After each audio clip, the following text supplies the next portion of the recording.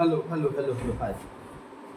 बच्चों, बहुत सारे बच्चों को प्रैक्टिकल लैब में जाने से पहले एक बहुत बड़ी कन्फ्यूज़न रहती है। वो ये नहीं समझ पाते कि कैटाइन एक्चुअली है क्या, एनाइन क्या है और रेडिकल्स क्या है।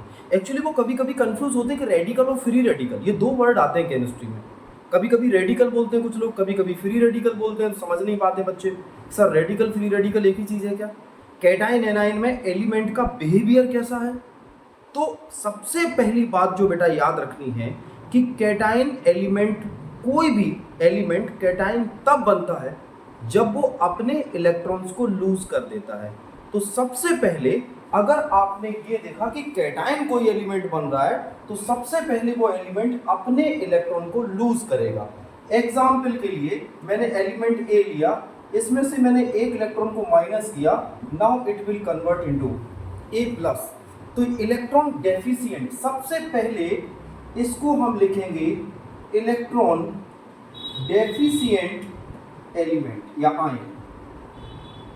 इसमें इलेक्ट्रॉन की कमी होती है। बच्चों, जिस एलिमेंट में इलेक्ट्रॉन्स की कमी होती है वो एलिमेंट उस इलेक्ट्रॉन को वापस गेन करना चाहते हैं और इस वजह से वो एलिमेंट बन जाते हैं इलेक्ट्रोफाइल। क्या बन जाते हैं बेटा? वो बन जाते हैं इलेक्ट्रोफाइल। अब इलेक्ट्रोफाइल का मतलब समझ लीजिए बेटा, इलेक्ट्रो का मतलब नेगेटिव और फाइल का मतलब lover. Yes, lover. Electrophiles means electron के लवर, उन्हें इलेक्ट्रॉन की जरूरत है, उन्हें इलेक्ट्रॉन चाहिए, क्योंकि मैंने आपको बोला कि कैटाइन तब बनता है जब वो इलेक्ट्रॉन को लूज कर देते हैं। सो बच्चों याद रखना, कैटाइन्स का दूसरा नाम होता है इलेक्ट्रोफाइल और इलेक्ट्रॉन डेफिशिएंट स्पीसीज।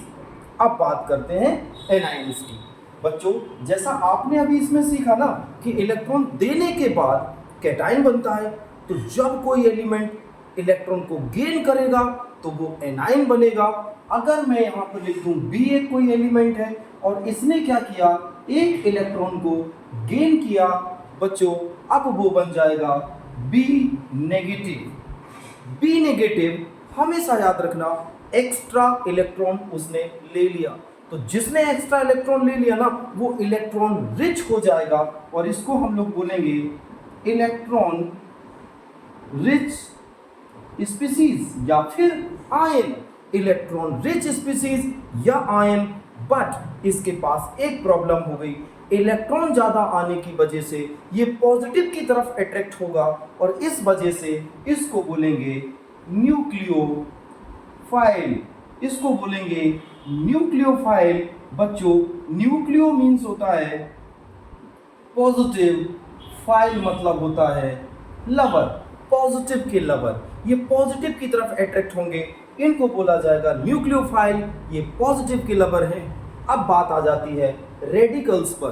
बच्चों, रेडिकल्स होते हैं दो तरह के। एक रेडिकल्स को हम लोग बोलते हैं फ्री रेडिकल्स, फ्री रेडिकल, और दूसरे तरह के रेडिकल को बोलते हैं group of element with charge. दूसरे तरह के रेडिकल को बोलते हैं group of elements with charge. अगर उसके पास दो या दो से ज्यादा एलिमेंट है, चार्ज आ जाएगा तो वो हो जाएगा हमारे पास group of element with charge. तो याद रखना, रेडिकल्स आर टू टाइप। पहला रेडिकल है फ्री रेडिकल। जानते हैं फ्री रेडिकल कब बनता है? फ्री रेडिकल बच्चों तब बनता है जब सिंगल बॉन्ड ब्रेक होता है, खास तौर से in the presence of sunlight. अगर हमने यहाँ पर क्लोरीन को ले लिया और ये क्लोरीन सिंगल बॉन्ड क्लोरीन है, सनलाइट इसके ऊपर गिरेगी, इसको ब्रेक करेगी और इस तरह से बनाएंगे, Cl के ऊपर एक डॉट लगा देंगे और दूसरे Cl के ऊपर एक डॉट लगा देंगे। इसको हम लोग बोलेंगे free radical. These are highly reactive. याद रखें, खास तौर से ये वाले फ्री रेडिकल्स जो सिंगल बॉन्ड के टूटने से बनते हैं, याद रखें सिंगल बॉन्ड के टूटने से बनते हैं, उनके ऊपर आता है free radical. These are highly reactive element, while the other free radicals are group of element. उनको भी फ्री रेडिकल्स कहते हैं। मैं उसको आपको एग्जाम्पल लिख के बता दे रहा हूं जो दूसरे तरह के फ्री रेडिकल्स हैं। जैसे मैंने लिखा NH4 पॉजिटिव, आप देख ही रहे होंगे, group of element with positive charge, इसको बोलेंगे कैटायोनिक रेडिकल। इसको बोलेंगे कैटायनिक रेडिकल। इसी तरह से और भी जो भी ग्रुप ऑफ एटम होंगे जिनके ऊपर पॉजिटिव चार्ज आएगा उनका नाम होगा कैटायनिक रेडिकल। जैसे NO2 positive, it is also a cationic radicals. अगर group of atom with negative charge आ जाएगा तो उसको बोलेंगे एनायनिक रेडिकल्स। तो एनायनिक रेडिकल्स का एग्जाम्पल मैं आपको लिख दे रहा हूं। जैसे मैंने लिखा CO3 2-, इसको बोलेंगे एनायनिक रेडिकल।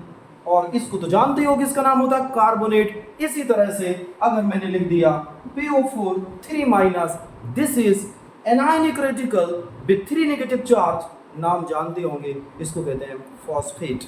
आखिरी क्वेश्चन, क्या ये एलिमेंट कुछ स्पेशल प्रॉपर्टी रखते हैं कि जो इलेक्ट्रॉन देता है, जो इलेक्ट्रॉन लेता है? बेटा याद रखना, जो एलिमेंट कैटायन बनाते हैं उन एलिमेंट्स की इलेक्ट्रोनेगेटिविटी वीक होती है। अगेन आई रिपीट, जो एलिमेंट कैटायन बनाते हैं उनकी इलेक्ट्रोनेगेटिविटी वीक होती है, और जो एलिमेंट एनायन बनाते हैं उनकी इलेक्ट्रोनेगेटिविटी स्ट्रांग होती है। Electronegativity is the power of nucleus. मैं एक एग्जाम्पल के साथ इसको खत्म करूंगा। जैसे मैंने लिखा sodium having less electropositive element, high electropositive element sorry, but इसके पास इलेक्ट्रोनेगेटिविटी बहुत कम है। तो इलेक्ट्रोनेगेटिविटी कम होगी तो क्या करेगा? अपने एलिमेंट को जाने देगा, न्यूक्लियस अपने इलेक्ट्रॉन को खींच नहीं पाएगा। तो जिस एलिमेंट की इलेक्ट्रोनेगेटिविटी वीक होगी वो अपने आउटर सेल के इलेक्ट्रॉन को छोड़ देगा और कैटायन बनाएगा। जैसे यहाँ से -1 इलेक्ट्रॉन और Na बन गया पॉजिटिव। अब बात करते हैं एनायंस की। जो एलिमेंट बहुत ज़्यादा इलेक्ट्रोनेगेटिव होते हैं वो क्या करते हैं बच्चों? इलेक्ट्रॉन को गेन करते हैं और एनायन बनाते हैं मोर इलेक्ट्रोनेगेटिव। जैसे फ्लोरीन +1 इलेक्ट्रॉन F-। तो एक कॉमन बात जरूर नोट कर लेना अपनी नोटबुक में कि एनायंस होते हैं मोर इलेक्ट्रो नेगेटिव एलिमेंट्स और कैटायन होते हैं लेस इलेक्ट्रो नेगेटिव एलिमेंट्स। बच्चों याद रखना, ज्यादातर कैटायन मेटल्स बनाते हैं, तो हम यहां पर लिख देंगे मेटल्स। एक्सेप्शन हमारे पास होंगे, I will tell you next lecture. यहां पर होंगे एनायंस, जनरली होते हैं नॉन मेटल्स।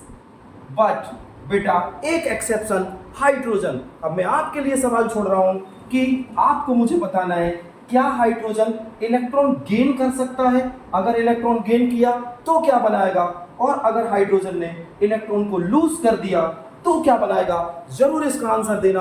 और उसका नाम क्या होगा? मैं देखता हूं कितने लोग इसका नाम बता पाते हैं कि हाइड्रोजन जब इलेक्ट्रॉन को गेन करेगा तो क्या बनाएगा और उसका नाम क्या होगा, और जब हाइड्रोजन इलेक्ट्रॉन को रिलीज कर देगा, छोड़ देगा, तब क्या बनाएगा और उसका नाम क्या होगा? आपको ये सारा याद करना है। Take care.